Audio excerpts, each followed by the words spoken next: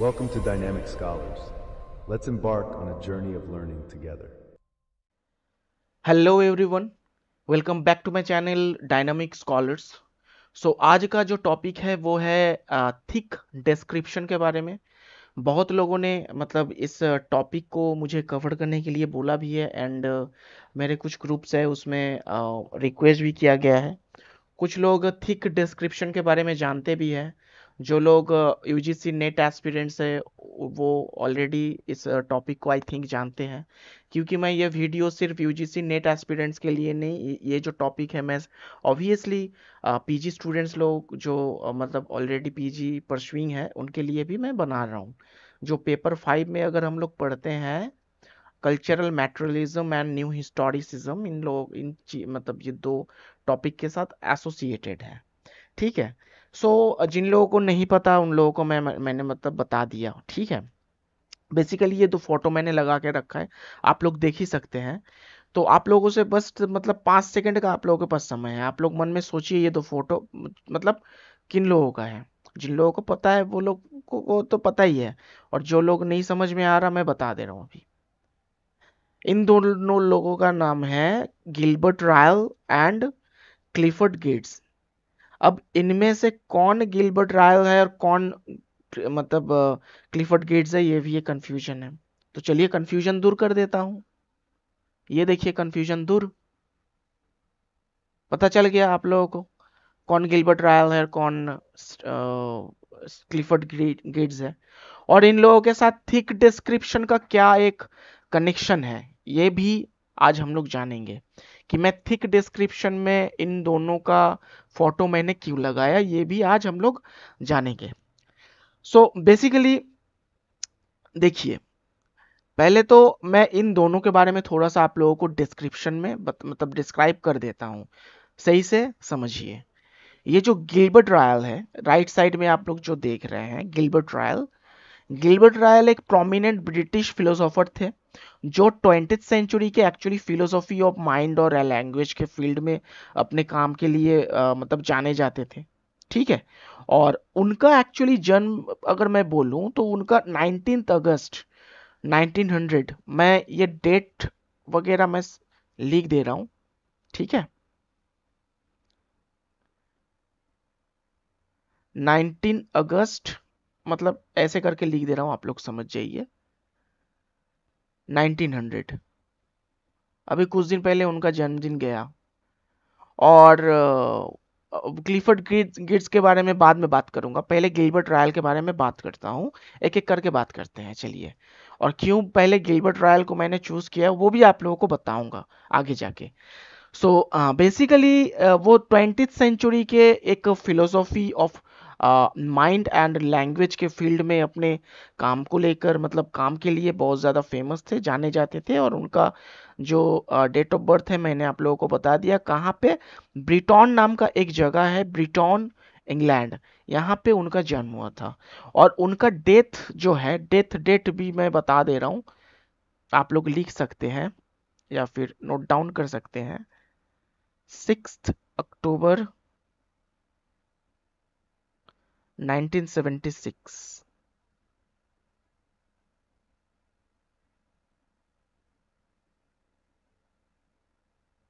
ठीक है।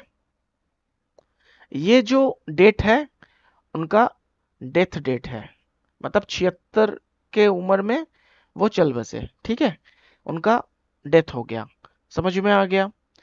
क्योंकि मैं अभी इन दोनों के बारे में बता रहा हूँ, ये जान थिक डिस्क्रिप्शन के पहले ये दोनों राइटर के बारे में जानना बहुत ज़्यादा, ये दोनों लिटरेरी फिगर के बारे में जानना बहुत ज़्यादा ज़रूरी भी है, तो इसीलिए मैं बता रहा हूँ।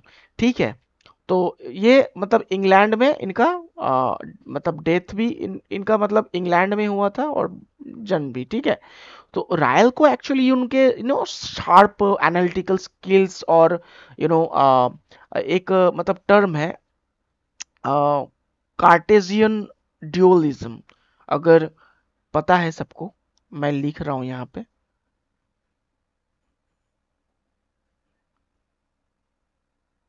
कार्टेशियन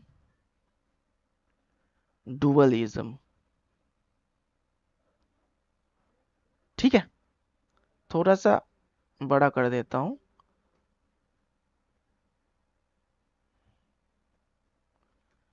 कार्टेशियन डुअलिज्म, ओके, इसके बारे में भी आगे जाके मैं बता रहा हूँ। ठीक है, तो बेसिकली ये जो है ये रायल को उनके शार्प एनालिटिकल स्किल्स और कार्टेशियन डुअलिज्म क्रिटिक के लिए खासकर उन खास तौर पर बेसिकली हम लोग जानते हैं और उनको इसलिए भी जाना जाता है। और गिलबर्ट रायल का एक्चुअली सबसे जो मतलब फेमस और इन्फ्लुएंशियल काम था वो था द कंसेप्ट ऑफ माइंड। मैं लिख रहा हूं, आप लोग एक एक करके नोट डाउन करते चलिएगा। द कंसेप्ट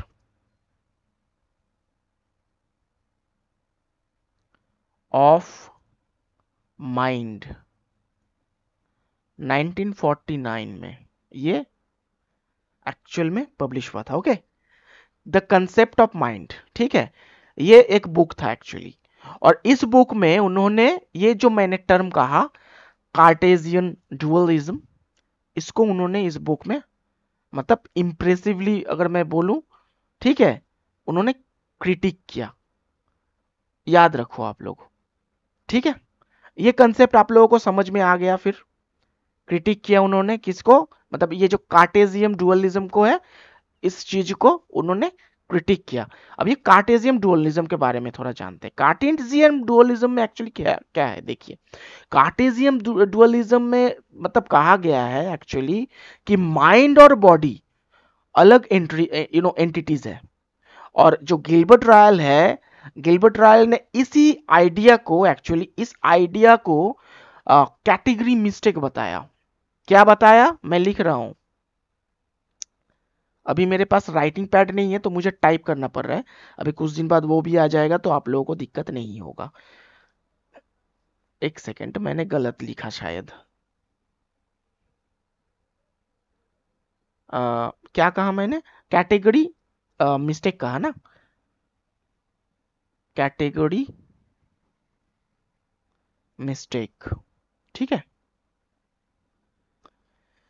तो रायल ने क्या किया, रायल ने इस आइडिया को क्या कहा, कैटेगरी मिस्टेक कहा। याद रखिएगा, बहुत इंपॉर्टेंट है।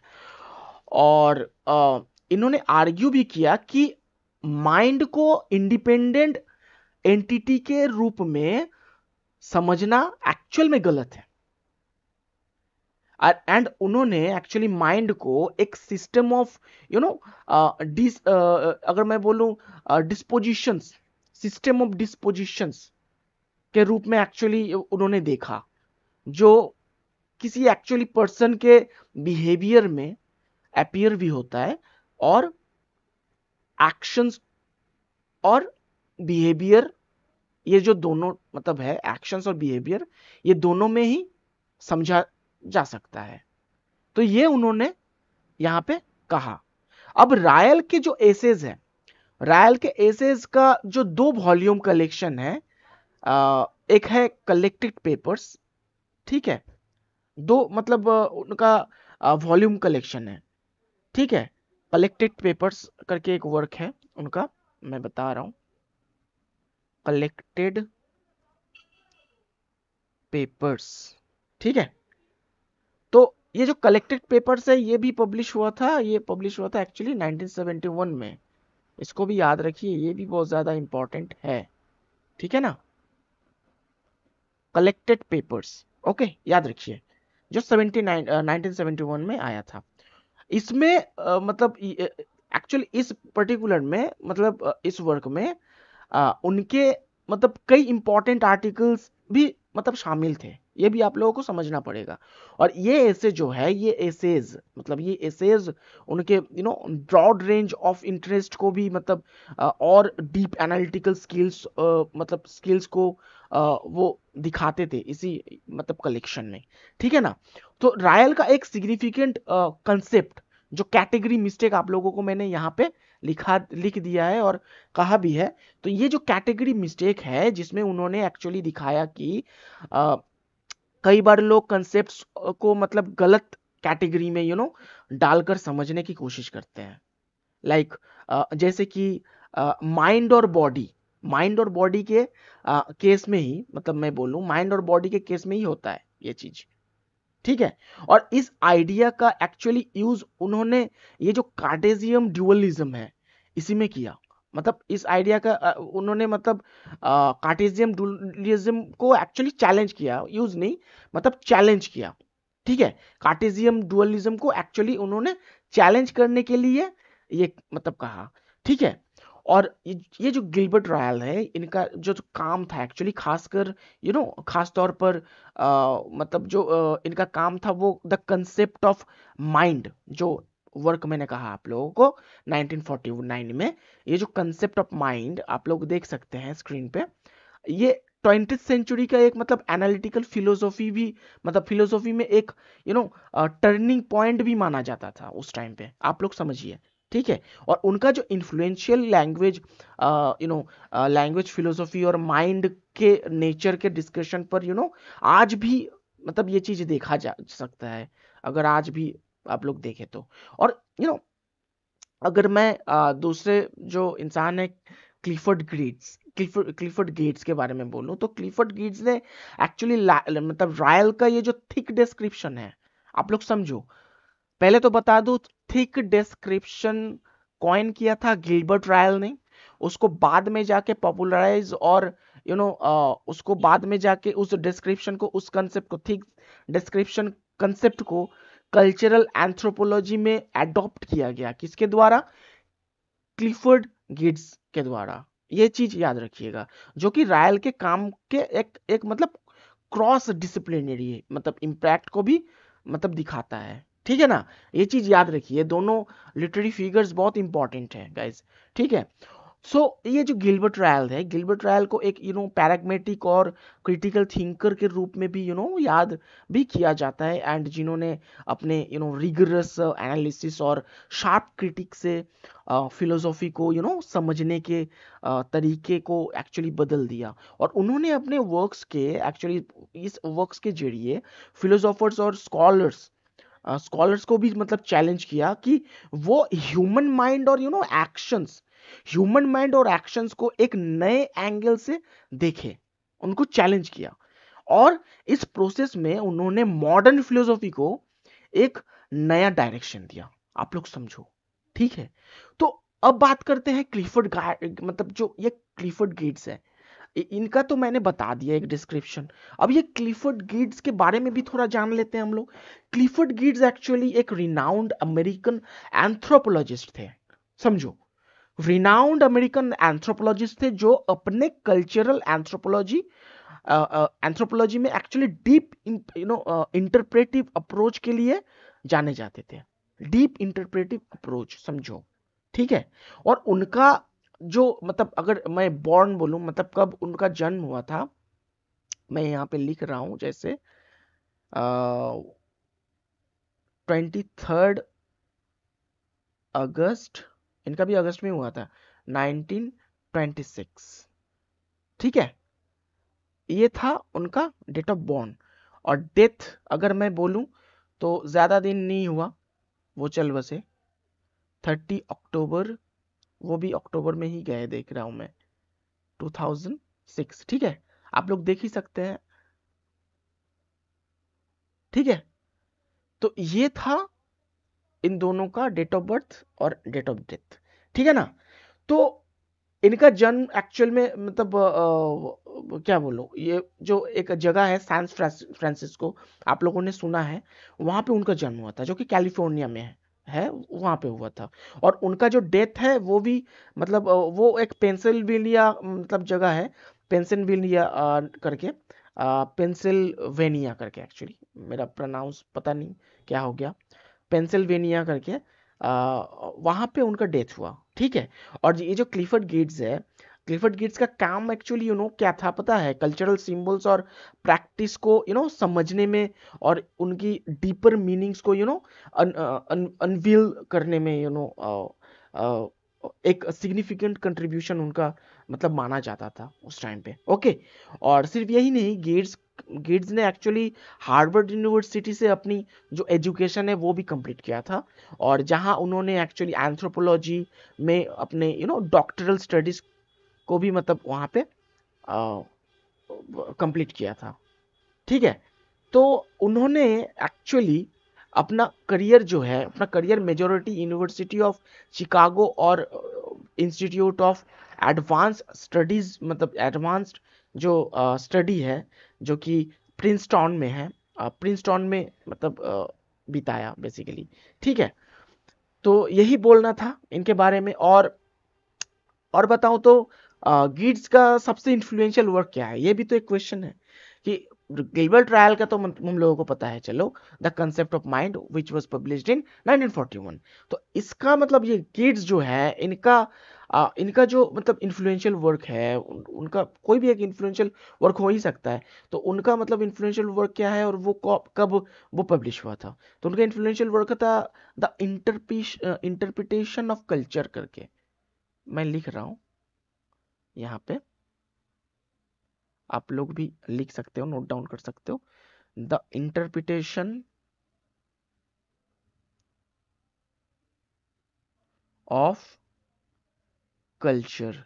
ठीक है, द इंटरप्रिटेशन ऑफ कल्चर कब पब्लिश हुआ? याद रखो डेट, 1973। ये चीज याद रखना बहुत इंपॉर्टेंट है, ये चीज बहुत इंपॉर्टेंट है, याद रखना। गिट्स का कौन है और रायल का कौन से वर्क्स है, ये चीज याद रखने वाली बात है। तो इस बुक में एक्चुअली उन्होंने जो है थिक डिस्क्रिप्शन के बारे में बोला। थिक डिस्क्रिप्शन का जो कंसेप्ट है, जो गिलबर्ट रायल ने कॉइन किया था, उसके बारे में ये जो पर्टिकुलर बुक है द इंटरप्रिटेशन ऑफ कल्चर, इसका पीडीएफ आपको मिल भी जाएगा, गूगल पे अवेलेबल भी है। वहां पे आप लोग अगर ओपन कीजिएगा पीडीएफ को तो, या फिर बुक आप लोग खरीद के भी पढ़ सकते हैं। तो उसको आप लोग जब देखेंगे तो उस बुक में थिक डिस्क्रिप्शन करके ही अलग अध्याय है, चैप्टर है। ठीक है, समझ में आ गया ये जो कंसेप्ट है कहां से आया, कैसे आया और कौन इसको पॉपुलराइज किया और कहां पे किया? ठीक है, हो गया। अब जो उन्होंने एक्चुअली गिलबर्ट रायल के इस कंसेप्ट को अडॉप्ट किया था, तो हम लोगों को उसके पर्सपेक्टिव से भी जानना चाहिए। उन्होंने जबकि मतलब कॉइन किया गिलबर्ट रायल ने, और क्लिफर्ड ने तो मतलब उसको पॉपुलराइज किया, उनको अपने वर्क में भी शामिल किया। तो डेफिनेटली दोनों के ही पर्सपेक्टिव हम लोगों को जानना चाहिए। तो बेसिकली ये जो थिक मतलब ये जो कंसेप्ट है, इस कंसेप्ट के जरिए एक्चुअली उन्होंने यू नो क्लिफर्ड गिड्स ने कल्चरल प्रैक्टिसेस को उसके सोशल कंटेक्स्ट में एक्चुअली इंटरप्रेट करने के पर जोर दिया। और गिड्स जो है आर्ग्यू करते हैं कि कल्चरल प्रैक्टिसेस सिर्फ सरफेस लेवल पर समझने से उनका एक्चुअली ट्रू मीनिंग नहीं, मतलब नहीं समझा जा सकता है, बल्कि उनको उनके ब्रॉडर कंटेक्स्ट में समझना भी जरूरी है। तो ये भी समझो आप लोग, ठीक है। और उनके एक ऐसे था, मतलब उनका एक ऐसे था, उनका एक ऐसे का नाम था, मैं वो भी लिख रहा हूं यहाँ पे, बहुत इंपॉर्टेंट इंपॉर्टेंट बुक्स के बारे में बता रहा हूं, आप लोग लिख लो या फिर स्क्रीनशॉट भी ले सकते हो। Religion as a cultural system, religion as a cultural system. तो ये पब्लिश कब हुआ था? याद रखो 1966। ठीक है ना, डेट भी बता दिया, पब्लिकेशन। और इस एसे में पर्टिकुलर ये एसे था, तो इस एसे में एक्चुअली क्लिफर्ड गेट्स वो एक्चुअली उन्होंने रिलीजन को एक कल्चरल सिस्टम के रूप में समझाया, मतलब समझा उन्होंने, जिसमें सिंबल्स और रिचुअल्स का जो जरिया है, रिचुअल्स के जरिए मतलब कम्युनिटीज अपने बिलीव्स को और मतलब बिलीव्स और वैल्यूज को एक्सप्रेस करते हैं। ठीक है, तो ये चीज उन्होंने समझा। और क्लिफर्ड गेट्स को एक्चुअली एक इन्फ्लुएंशियल थिंकर और कल्चरल इंटरप्रेटर के रूप में भी याद किया जाता है। और उनका जो काम है specially the interpretation of cultures, ये जो मैंने बताया, ठीक है ना, तो बेसिकली ये जो इंटरप्रिटेशन ऑफ कल्चर है, ये मतलब ये बहुत ही इन्फ्लुएंशियल रहा। और ये कल्चरल एनालिसिस में एक एसेंशियल टेक्स्ट माना भी जाता है, जिसमें उन्होंने एक्चुअली दिखाया कि कल्चर को समझने के लिए सिर्फ सरफेस डिस्क्रिप्शंस पर डिपेंड करना या फिर मतलब वो सब करने से नहीं होगा, वो काफी नहीं है। ठीक है, और गिड्स ने मतलब ये भी दिखाया कि कल्चर के सिंबल्स पर, मतलब कल्चर के सिंबल्स और प्रैक्टिसेस को एक्चुअली समझने के लिए उनको उनके डीपर कंटेक्स्ट में एनालाइज करना जरूरी है, और जिससे कल्चरल एंथ्रोपोलॉजी में एक नया एरा भी इसके वजह से शुरुआत हुआ। मतलब उस टाइम पे नया एरा भी एक शुरुआत हुआ उनके इस कंसेप्ट के जरिए। तो कल्चरल मैटेरियलिज्म जिन्होंने नहीं पढ़ा, मैं आप लोगों को रिकमेंड करूंगा new historicism and cultural materialism पढ़िए, फिर आपको सारे टॉपिक्स को, मतलब जो भी मैं बता रहा हूं, आप लोग कनेक्ट कर पाइएगा। अब बाद में जाके मैं यही भी मतलब ये भी बताऊंगा कि new historicism and cultural materialism में से ये जो थिक डिस्क्रिप्शन है बेसिकली किसके साथ ज्यादा एसोसिएटेड है, क्योंकि हम लोग थोड़ा सा कंफ्यूजन में रहते हैं। कभी कभी हम लोग देखते हैं न्यू हिस्टोरिसिज्म में थोड़ा सा इसका हम लोग मतलब शैडो देखते हैं, कभी कभी हम लोग कल्चरल मैटेरियलिज्म का ही एक पार्ट देखते हैं, तो हम लोगों को उसका भी एनालिसिस करना पड़ेगा। तो आज मैं इस सब चीजों का आज ऑपरेशन करने वाला हूं, और आप लोग मेरा साथ दो ऑपरेशन करने में। बेसिकली ये जो भी चीज मैंने बताया आई होप आप लोगों को समझ में आ गया होगा। अब बात करते हैं थिक डिस्क्रिप्शन के बारे में, जो मेन टॉपिक है। अब इन दोनों के बारे में तो हो गया, अब उन दोनों को ऊपर रख दिया मैंने। अब थिक डिस्क्रिप्शन के बारे में बात करते हैं, चलो। थिक डिस्क्रिप्शन, इसके बारे में बात करते हैं। So Gilbert Ryle actually, you know अगर मैं बोलूं गिलबर्ट रायल के बारे में, जिन्होंने एक्चुअल में ये जो पर्टिकुलर मतलब चीज को, मतलब थिक डिस्क्रिप्शन को कॉइन किया था, तो उनका पर्सपेक्टिव भी हम लोगों को जानना चाहिए।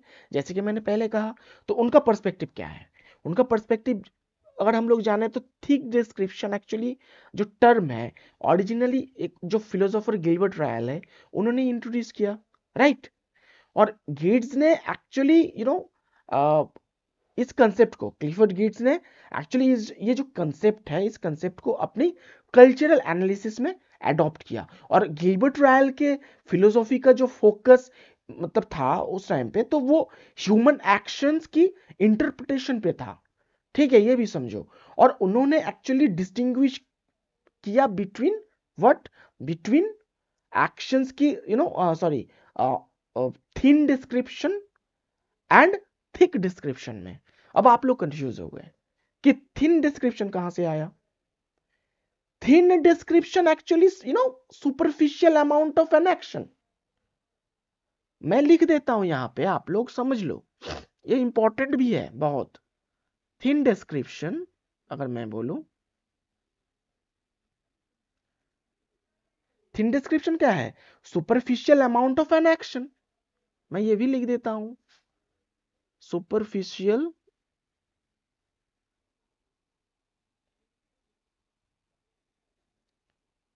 Account of action,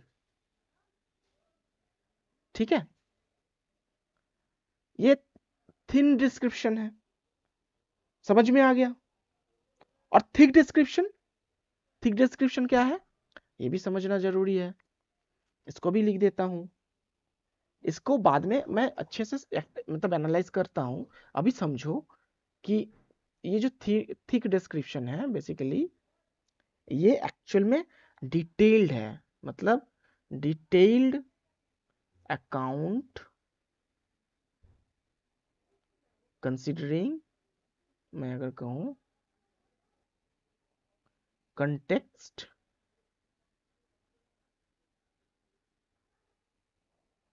and intention, ठीक है ना। ये हो गया, ये हो गया थिक डिस्क्रिप्शन, और ये हो गया थिन डिस्क्रिप्शन। दोनों ही इंपॉर्टेंट टॉपिक है, दोनों के बारे में ही आज हम लोग जानेंगे, ठीक है ना। जो लोग नोट डाउन किए अच्छी बात है, नहीं नोट डाउन किए याद रखो या फिर स्क्रीनशॉट ले लो, ठीक है ना। आप लोग समझ में आ गया होगा आप लोगों को कि thin description superficial account of action है, और थिक डिस्क्रिप्शन क्या है, detail account considering context and intention है, ठीक है ना। तो ये जो दोनों है इसके ही इंटरप्रिटेशन पर उन्होंने डिस्टिंग्विश किया। ठीक है, किसने? गिलबर्ट रायल ने। समझ में आया? अब एग्जाम्पल क्या दिया था उन्होंने, अगर आप बुक पढ़ोगे ना तो एग्जाम्पल दिया था एक विंक करके। विंक जिसको हम लोग आंख मारना कहते हैं ना, wink, wink and I twitch, I twitch.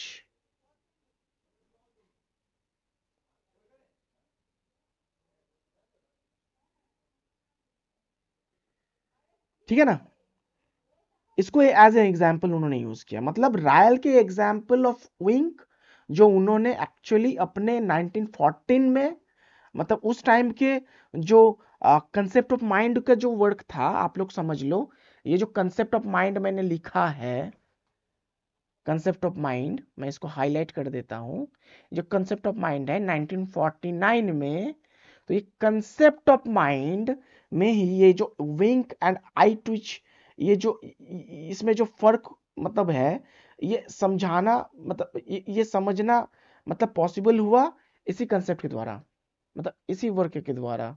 ठीक है ना, समझ में आ गया? तो ये 1914 के जो ये मतलब कॉन्सेप्ट ऑफ माइंड जो वर्क है, उसी में ये मतलब ये दिया। और ये बता एक्चुअली ये बताता क्या है, ये बताता है कि विंक एंड आई ट्विच, इन दोनों में मतलब फर्क समझना कैसे पॉसिबल है, ये बोल रहे हैं वो। और रायल के हिसाब से विंक का एक्चुअली मतलब समझने के लिए उसके इंटेंशन और कंटेक्स्ट को, ये चीज को भी देखना जरूरी है। और ये सच बात है, कभी कभी बॉडी लैंग्वेज और सोच, थॉट, दोनों में बहुत ज्यादा मतलब हम लोग मतलब डिफरेंस चीजों में मतलब हम लोग देख सकते हैं। ठीक है ना, तो इसी चीज के बारे में ये जो बात इन्होंने किया।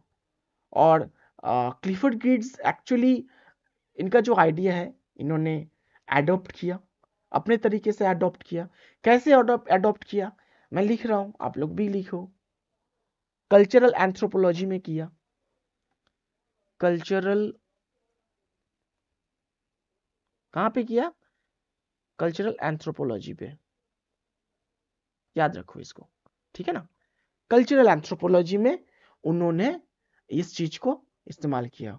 और गिड्स ने रायल के ये जो थिक डिस्क्रिप्शन है उसको अपने वहां पे अडॉप्ट करने के बाद उन्होंने आर्ग्यू भी किया कि कल्चरल एक्शंस इसको भी वही थिकनेस के साथ डिस्क्राइब करना चाहिए जैसे रायल ने ह्यूमन एक्शंस के लिए प्रपोज किया। समझ में आया? अब और एक है कंटेक्चुअल एनालिसिस, कल्चरल एंथ्रोपोलॉजी में, और एक कंटेक्चुअल एनालिसिस में। मतलब ये जो गिड्स है इन्होंने कहा। अब कल्चरल एनालिसिस में इन्होंने क्या कहा ये भी जानना जरूरी है। गिड्स ने एम्फोसाइज किया कि थिक डिस्क्रिप्शन कल्चरल प्रैक्टिसेस को कंटेक्चुअली एनालाइज करने में एनालाइज करना भी उसको जरूरी है, ताकि उनके उन प्रैक्टिसेस को एक्चुअली उन प्रैक्टिसेस का असली मीनिंग समझ में आए। और इसीलिए रायल के कंसेप्ट को गिड्स ने कल्चरल इंटरप्रिटेशन को टूल के रूप में यूज किया। समझ में आ गया? और गिड्स का अगर कंसेप्ट मैं बोलूं, बेसिकली गिड्स का जो कंसेप्ट है थिक डिस्क्रिप्शन में, तो वो चलो हम लोग बात करते हैं उसी के ऊपर आज। ठीक है, तो वो एक मतलब सरफेस एंड डेप्थ, मतलब ये जो मतलब कंसेप्ट है थिक डिस्क्रिप्शन का, वो एक्चुअल में सरफेस एंड डेप्थ के बारे में पहले हम लोग समझते हैं पहले। ठीक है, तो गिड्स के अकॉर्डिंग मैं अगर बोलूं तो थिक डिस्क्रिप्शन का मतलब है कल्चरल के किसी मतलब कल्चरल के किसी एक किसी एस्पेक्ट को सिर्फ सरफेस लेवल पर डिस्क्राइब करना, वो नहीं है। ठीक है, कल्चरल को किसी एस्पेक्ट के सिर्फ सरफेस लेवल पे डिस्क्राइब करना नहीं है, बल्कि उसके डीपर मीनिंग्स और अंडरलाइंग कंटेक्स्ट को उसको भी रिवील करना है। और ये सिर्फ आउटवर्ड बिहेवियर को डिस्क्राइब करना नहीं है, बल्कि उसके एक्चुअली पीछे पीछे का जो सोशल, हिस्टोरिकल और सिंबॉलिक मीनिंग्स है, सिंबॉलिक मीनिंग्स को भी ये मतलब समझाने का मतलब कोशिश करता है, मतलब समझाना भी मतलब इसको है, ये भी वो बोलते हैं, मतलब समझना भी है इस चीज को। और एज एग्जाम्पल अगर मैं कहूँ इस यहाँ पे कि एग्जाम्पल क्या देना चाहिए, मतलब एज एग्जाम्पल उन्होंने विंक के बारे में ही बात किया कि गेट्स एक एग्जाम्पल यहाँ पे देते हैं कि अगर कोई आदमी मतलब विंक करता है तो वो मतलब तो ये सिर्फ विंक विंक है, पर अगर इस विंक के पीछे कोई इंटेंशन, कंटेक्स्ट या कल्चरल सिग्निफिकेंस है तो ये थिक डिस्क्रिप्शन है। समझ में आ गया फर्क? ये थिक डिस्क्रिप्शन बन जाता है। समझ में आ गया?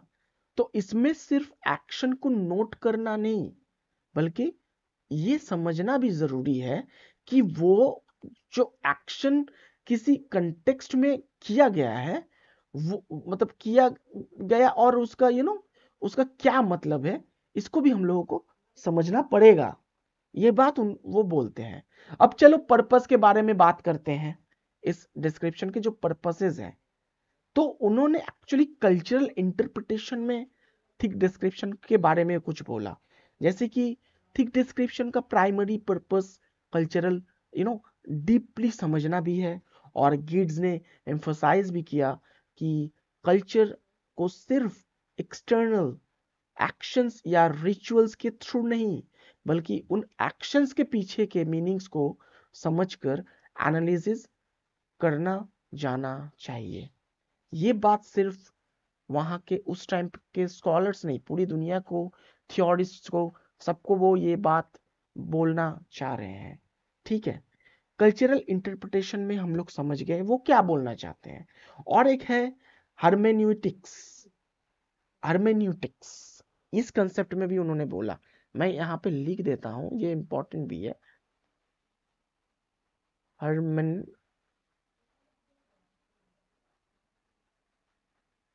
हर्मेन्यूटिक्स, ठीक है।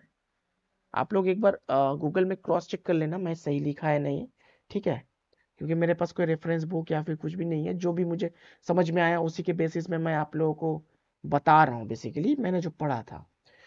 सो बेसिकली यहाँ पे क्या बोले वो कि गिट्स का अप्रोच हार्मोनेटिक जो है, मतलब इसका पहले मीनिंग बता देता हूँ। इसका मतलब है इंटरप्रिटेटिव, इसका मीनिंग इंटरप्रिटेटिव है, ठीक है। हार्मोनेटिक्स या फिर इंटरप्रिटेटिव, ओके, इंटरप्रिटेटिव था। और उन्होंने एक्चुअली आर्ग्यू किया कि एंथ्रोपोलॉजिस्ट को अपने सब्जेक्ट के कल्चरल एक्शंस और सिंबल्स को उनके कंटेक्स्ट में इंटरप्रेट करना चाहिए, और जिससे उनका एक्चुअल मीनिंग समझ में आए। तो मैंने आप लोगों को पहले ही बताया था कि गेट्स का जो सबसे इन्फ्लुएंशियल वर्क था क्या था, द इंटरप्रिटेशनल ऑफ कल्चर्स। ये था ना सबसे इंपॉर्टेंट वर्क, क्या था, द इंटरप्रिटेशन ऑफ कल्चर्स ना। ये देखिए ये वाला वर्क जो 1973 में पब्लिश हुआ था, राइट। सो तो चलो इसमें इसमें मैं मतलब थीम्स एंड आइडियाज को भी, मतलब द इंटरप्रिटेशन ऑफ कल्चर्स जो है उसके थीम्स एंड आइडियाज में भी थोड़ा सा मैं बता देता हूं आप लोगों को कि क्या है इसमें। सिंबॉलिक के पर्सपेक्टिव में भी बताया गया। देखो, सिंबॉलिक इंटरप्रिटेशन के पर्सपेक्टिव से गिट्स के कल्चरल को एक्चुअली एक वेव ऑफ सिग्निफिकेंस के रूप में डिस्क्राइब किया गया। वेव ऑफ सिग्निफिकेंस, इस चीज को भी लिख सकते हो, वेव ऑफ सिग्निफिकेंस, ठीक है, वेव ऑफ सिग्निफिकेंस के रूप में डिस्क्राइब किया गया। और या फिर हम लोग बोल सकते हैं एक्चुअली कि कल्चर एज अ क्या बोलूं मैं इसको, culture as a web of significance, ऐसे भी आप लोग बोल ही सकते हैं इसको, ठीक है, जिसमें एक्चुअली मीनिंग्स और सिंबल्स इंटरकनेक्टेड होते हैं। उन्होंने आर्ग्यू किया कि कल्चर को एक कॉम्प्लेक्स सिस्टम ऑफ मीनिंग्स के रूप में देखना चाहिए जिसमें एवरी एक्शन और सिंबल एक मतलब एवरी एवरी जो मतलब कॉम्प्लेक्स सिस्टम ऑफ मीनिंग्स है उसका जो रूप उसके रूप में मतलब हम लोगों को ये चीज देखना चाहिए। इसमें एवरी एक्शन और सिंबल के सिंबल का डीपर कंटेक्चुअल भी मतलब छुपा हुआ है, मतलब कंटेक्स्ट और सिग्निफिकेंस भी होता है, आई मीन टू से। ठीक है। और interpretation interpretation of symbols perspective में भी मतलब गेट्स का अप्रोच सिमियोटिक भी है, और जिसमें सिंबल्स और मीनिंग्स को डिकोड करने का मतलब करना कल्चरल अंडरस्टैंडिंग के लिए एक सेंट्रल भी है। ठीक है। और उन्होंने मतलब सजेस्ट किया कि एंथ्रोपोलॉजिस्ट का रोल रोल जो है वो उन सिंबल्स को रीड करना नहीं, मतलब रीड और उससे भी कुछ ज्यादा, मतलब मैं बोलना चाहता हूँ कि रीड करना और उनके मतलब पीछे का मीनिंग्स को इंटरप्रेट करना भी है। ठीक है ना। तो और एक कंसेप्ट मैं बताना चाहूंगा आप लोगों को, एथनोग्राफी। ये चीज बहुत इंपॉर्टेंट भी है, एथनोग्राफी। इस पर्सपेक्टिव में भी मैं बताऊंगा एथनोग्राफी। तो ये जो एथनोग्राफी है, एथनोग्राफी अगर मैं बोलूं एथनोग्राफी एज इंटरप्रिटेशन को मतलब एज इंटरप्रिटेशन ही समझ लो। एंथ्रो ये जो एंथ्रोग्राफी है, एंथ्रोग्राफी एज इंटरप्रिटेशन को भी हम लोग हम लोगों को मतलब ये चीज भी हम लोगों को थोड़ा सा और अच्छे से भी मतलब जानना भी चाहिए, एनालिसिस भी करना चाहिए, क्योंकि एंथ्रोपोलॉजिस्ट जो मतलब एंथ्रोपोलॉजिस्ट का जो रोल है यहाँ पे वो भी बोला गया गेट्स के अकॉर्डिंग। तो ग्रीड्स के अकॉर्डिंग एक्चुअली एथनोग्राफी, जो कि the scientific description of the customs of individual peoples and cultures है, तो वो इसको एक मतलब इंटरप्रेटिव प्रैक्टिस इंटरप्रेटिव प्रैक्टिस के रूप में देखना चाहिए हम लोगों को। सिर्फ यही नहीं, एंथ्रोपोलॉजिस्ट को सिर्फ कल्चर डेटा कलेक्ट नहीं करना मतलब, बल्कि उन्हें उस डेटा को कल्चरल कंटेक्स्ट में समझाना और उसको इंटरप्रेट करना भी चाहिए। तो ये डेफिनेटली एक बहुत बड़ा पॉइंट भी है और समझने वाली भी बात है। और उनका जो अगेंस्ट ऑब्जेक्टिव ऑब्जर्वेशन भी था, ये भी समझो, उनका अगेंस्ट ऑब्जेक्टिव मतलब ऑब्जर्वेशन भी था। मैं यहाँ पे लिख रहा हूं अगेंस्ट ऑब्जेक्टिव, जो इंपॉर्टेंट पॉइंट्स है मैं लिख दे रहा हूं, ठीक है। ऑब्जर्वेशन, ठीक है।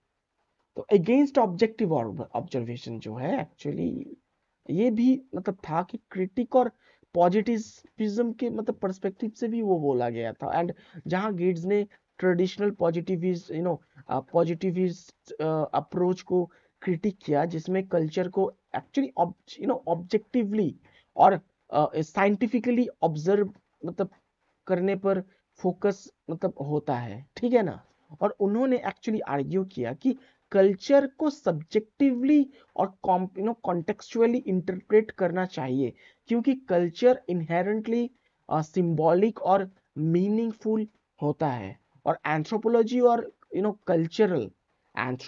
कल्चरल स्टडीज पर इन्फ्लुएंस था, जहां पे उनका हम लोग मतलब देख सकते हैं कि इंटरप्रेटिव यू नो टर्न एक मतलब वहां पे हम लोग एक चीज को हम लोग देख सकते हैं, इंटरप्रेटिव टर्न। तो गेट्स का एक्चुअली जो थिक डिस्क्रिप्शन है वो एंथ्रोपोलॉजी और कल्चर स्टडीज में एक इंटरप्रेटिव टर्न भी लाया। मैं लिख भी दे रहा हूं यहाँ पे इंटरप्रेटिव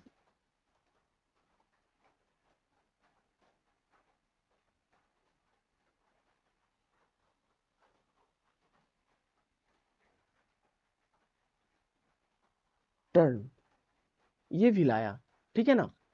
इसको आप लोग समझो सही से, जो भी बता रहा हूँ, जो भी समझा रहा हूँ, ये भी लाया, जिसमें एक्चुअली कल्चरल प्रैक्टिसेस को इन डेप्थ और कंटेक्चुअली एनालिसिस मतलब करना बहुत ज़्यादा मतलब माना गया। और ये जो अप्रोच है, ये अप्रोच एक्चुअली मुझे याद आ गया एक चीज़, क्वालिटेटिव रिसर्च में भी वाइडली अडॉप्टेड है।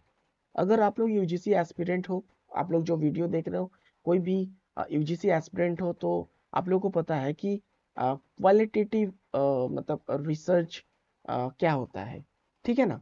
तो ये जो है ये अप्रोच क्वालिटेटिव रिसर्च में भी मतलब वाइडली अडॉप्टेड है।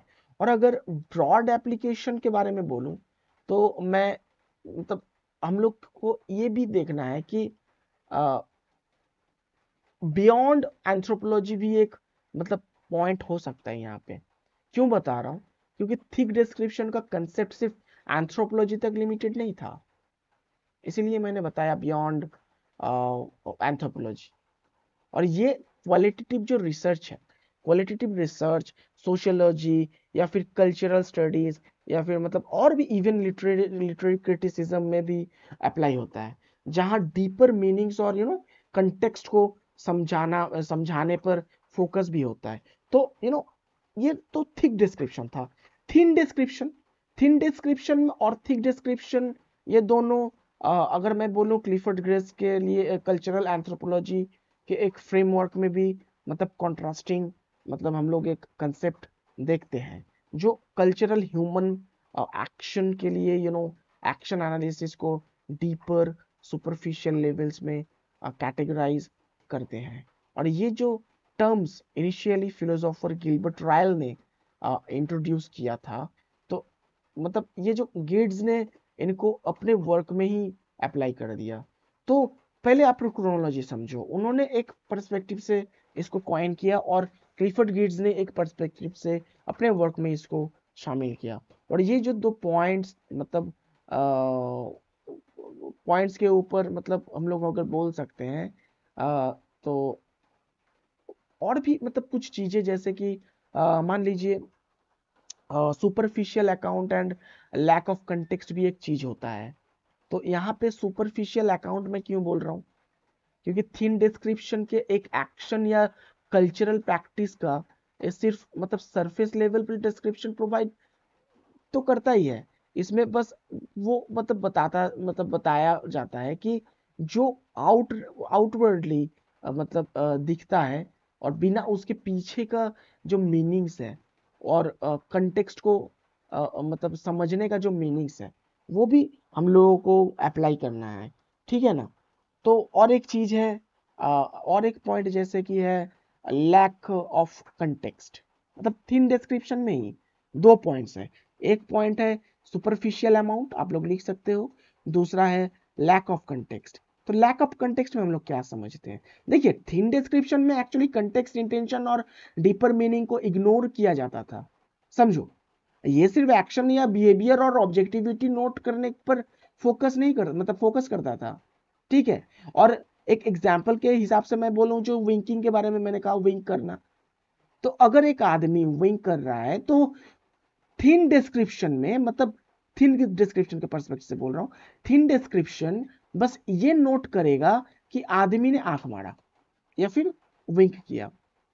ये एक्शन ये जो एक्शन है ये एक्शन का मतलब सिर्फ सुपरफिशियल एक्शन है, जिसमें इसके पीछे की जो कंटेक्स्ट और इंटेंशन को नहीं देखा जाता।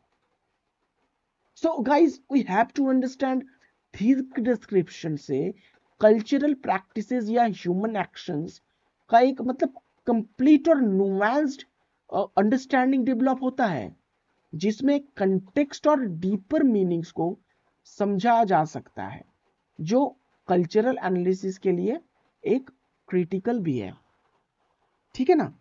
अब हम लोग कंपेयर करते हैं कि थिन डिस्क्रिप्शन और थिक डिस्क्रिप्शन ये दोनों का कंपैरिजन क्या हो सकता है। तो बेसिकली थिन डिस्क्रिप्शन में सिर्फ मतलब अगर मैं एकदम से शॉर्ट से बोलूं ना आप लोगों को, थिन डिस्क्रिप्शन में सिर्फ एक्शन या बिहेवियर को ऑब्जेक्टिवली रिकॉर्ड करता है और बिना उसके पीछे के कंटेक्स्ट और मीनिंग्स को जाने, ठीक है। और अगर मैं बोलूं थिक डिस्क्रिप्शन का, तो थिक डिस्क्रिप्शन में एक्शन को डीपर लेवल पर एनालाइज करता है, उसके कंटेक्स्ट इंटेंशन और सिंबॉलिक सिग्निफिकेंस को समझने की कोशिश मतलब ये चीज करता है। समझ में आ गया इसका जो मतलब डिफरेंस है, कंपैरिजन है। अब एप्लीकेशन के बारे में बोलूं तो एप्लीकेशन तो दो ही सूरतों में इसका एप्लीकेशन ज्यादा किया गया। एक तो हुआ एंथ्रोपोलॉजी, दूसरा हुआ रिसर्च। एंथ्रोपोलॉजी में एक्चुअली थीम डिस्क्रिप्शन का यूज बस कल्चरल एक्शंस को रिकॉर्ड करने के लिए होता है, जबकि थिक डिस्क्रिप्शन उन एक्शंस को इंटरप्रेट करने के लिए भी मतलब जरूरी होती है। और रिसर्च के हिसाब से बोलूं तो क्वांटिटेटिव रिसर्च में थिक डिस्क्रिप्शन का कंसेप्ट इन डेप्थ अंडरस्टैंडिंग और इंटरप्रिटेशन के लिए इंपॉर्टेंट है, स्पेशली जब किसी कल्चरल या सोशल फिनोमेना को एनालाइज किया जाता है तब। समझ में आ गया ना? तो गाइस बेसिकली थीम डिस्क्रिप्शन एक मतलब थीम डिस्क्रिप्शन और थिक डिस्क्रिप्शन, ये जो दोनों कॉन्ट्रास्टिंग अप्रोचेस है जो कल्चरल और सोशल फेनोमेना को अंडरस्टैंडिंग करने में यूज होता है बेसिकली, ये सब हम लोग जाने। और थीम डिस्क्रिप्शन एक सुपरफिशियल और लिमिटेड पर्सपेक्टिव में प्रोवाइड करते हैं, तो जबकि thick description in depth analysis और कंप्लीट अंडरस्टैंडिंग के लिए भी जरूरी होता है। और गिड्स के वर्क में थिक डिस्क्रिप्शन एक फाउंडेशनल कंसेप्ट है जो कल्चरल एनालिसिस को डीपर और मोर मीनिंगफुल बनाता है। और क्लिफर्ड गेट्स जो है, क्लिफर्ड गेट्स का थिक डिस्क्रिप्शन और उनका जो अप्रोच कल्चरल इंटरप्रिटेशन का मतलब एक हिस्सा भी है। तो प्राइमरीली अगर मैं बोलूं, new historicism and new cultural materialism, जैसे कि मैंने आप लोगों को पहले बताया, ये दोनों जो कंसेप्ट, ये दोनों के थ्योरीज के साथ ये जुड़ा हुआ है। दोनों के थ्योरीज को एक्चुअली समझना जरूरी है आप लोगों के लिए। ये दोनों कंसेप्ट आपको पढ़ना बहुत ज्यादा जरूरी है अगर आप थिक डिस्क्रिप्शन को समझने के लिए आप आ रहे हो। ये बहुत ही शॉर्ट एक टॉपिक भी है और बहुत इंपॉर्टेंट और वाइटल भी टॉपिक है, क्योंकि दोनों ने ही एक तो मतलब एक ने मतलब अपने कंसेप्ट को अपने वर्क में एक कॉइन किया और दूसरे ने उसको अपने वर्क में शामिल किया। तो आप लोग समझ ही लो, मतलब ये जो दोनों मैं बता रहा हूँ, ये जो दोनों, ये कम नहीं है, ये दोनों बहुत मतलब लिटरेचर में बहुत बड़े मतलब लिटरेरी फिगर है ये लोग, Clifford Geertz and Gilbert Ryle. ठीक है ना? तो ये जो न्यू हिस्टोरिसिज्म और कल्चरल मैटेरियलिज्म आप लोगों को बोल रहा हूँ, ये दोनों चीजों को आप लोगों को पढ़ना है, दोनों थ्योरीज को समझना जरूरी है, ताकि ये क्लैरिफाई किया जा सके कि गेट्स का काम किस तरह से इन फ्रेमवर्क्स में था और उनका काम कैसे इस फ्रेमवर्क्स में, मतलब दोनों का काम कैसे फ्रेमवर्क्स में फिट होता है। बट यहाँ पे एक बट है, मैं हमेशा से मतलब थोड़ा सा इंटरप्रेटिवली सोचता हूँ, तो मैं बता रहा हूँ आप लोगों को यहाँ पे एक बट है।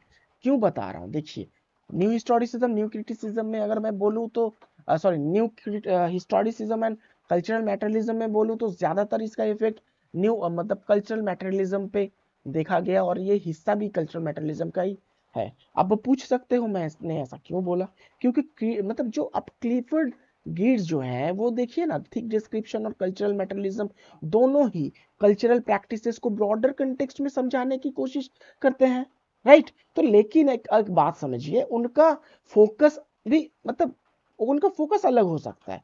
कल्चरल मैटेरियलिज्म एक्चुअली इकोनॉमिक और मैटेरियल कंडीशंस को सेंट्रल रोल देता है, जबकि गेट्स का जो अप्रोच है ज्यादा सोशल और कल्चरल कंटेक्स्ट पर फोकस होता है।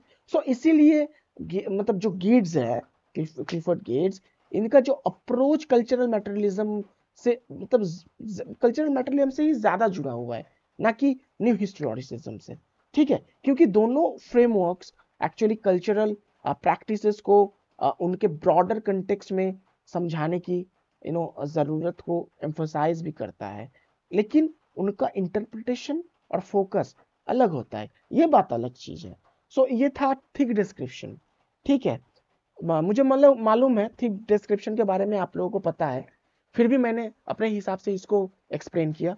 अगर आप लोगों को वीडियो अच्छा लगा तो आप इसको जितना हो सके शेयर करो और चैनल को जरूर सब्सक्राइब करो। थैंक यू सो मच अगर आप अभी तक मतलब इतने देर तक देखने के लिए। और अगर कोई भी टॉपिक आप लोगों को ऐसा लगे कि मुझे इस चीज के बारे में समझ नहीं आना, तो आप डायरेक्ट मुझे बोलिए, कमेंट बॉक्स में बोलिए या फिर मैसेज कीजिए, तो मैं उसी टॉपिक के बारे में आप लोगों को एक वीडियो प्रेजेंट कर दूंगा। ठीक है? थैंक यू सो मच, खुश रहिए, बाय, टेक केयर।